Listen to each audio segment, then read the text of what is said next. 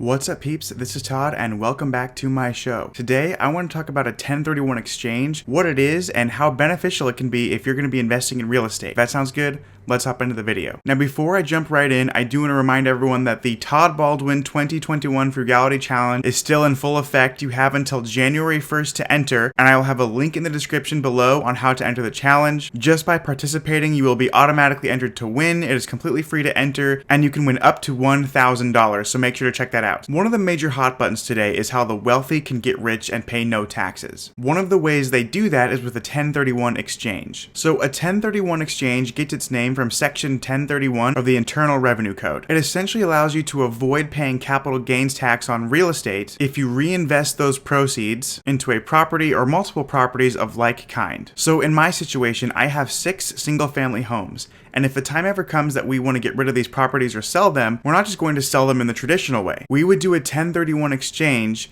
meaning we would sell these properties, we would use the proceeds to buy an apartment building, and because of that, we would not pay any tax on the capital gains. If I were to sell all of my properties right now, I would have a tax liability of about $320,000. So a 1031 exchange, in my own experience, is a way for me to save over $300,000. Now, many people watching this might think that it's immoral or unethical to not pay taxes. But I want to remind everyone watching this video that this is just the law of the land. Money is a game, and you have to understand the rules in order to play it well. So it would behoove you to learn as much as you can about tax loopholes, because I promise you, rich people know this stuff and they're using it every single day. So now, what would saving $320,000 in taxes mean for me? Well, if I take that $320,000 that I do not have to pay in taxes and I invest it into the S&P 500 and I just leave it in there for the next 30 years, reinvesting the dividends, assuming I would get an average annual return of 10%, that means that I will have an extra $16 million by the time I am 58 years old, which is completely mind-blowing when you think about it.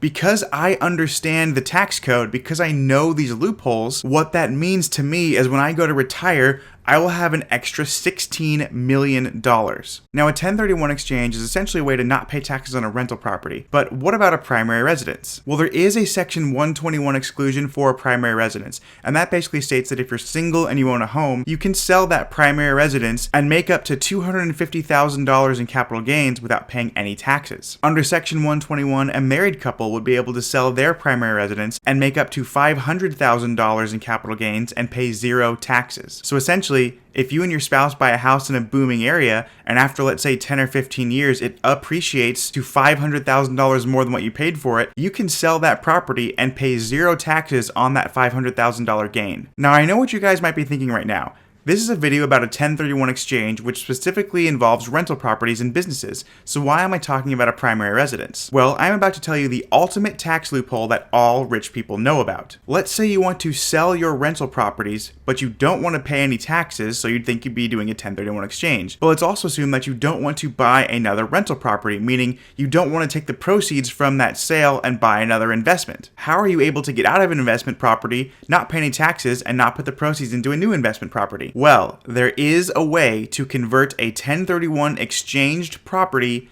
into a primary residence. Here's how it works. Step 1, you have a rental property or multiple rental properties and they have appreciated in value and you want to cash out. Step 2, you understand that if you sell these properties in the traditional way, you will pay taxes on the capital gains. But lucky for you, you subscribe to the Todd Baldwin YouTube channel and you just learned what a 1031 exchange is. So you decide to do a 1031 exchange and sell these rental properties without paying any taxes. Step 3, in order to make that 1031 exchange valid, you do have to identify a new property that you're going to buy. Now again, let's assume for a minute that you don't want to go off and buy a fourplex or an apartment building. You instead want to buy a mansion that you and your family are going to live in for the rest of your lives. So the next step is to identify that mansion. The proceeds from the sale of your rental properties will go into a brokerage account for escrow. It's known that you're going to be doing a 1031 exchange, so now those proceeds are used to buy the new house or the mansion that you and your family are going to live in forever. Now, if you keep that mansion for 2 years, and you decide to rent it out either on Airbnb as a vacation home or as a traditional rental, after 24 months of having that home, you can then move into it as your primary residence. There is a RevProc, which is short for Revenue Procedures. And what that does is that offers a safe harbor for anyone who has a 1031 exchanged property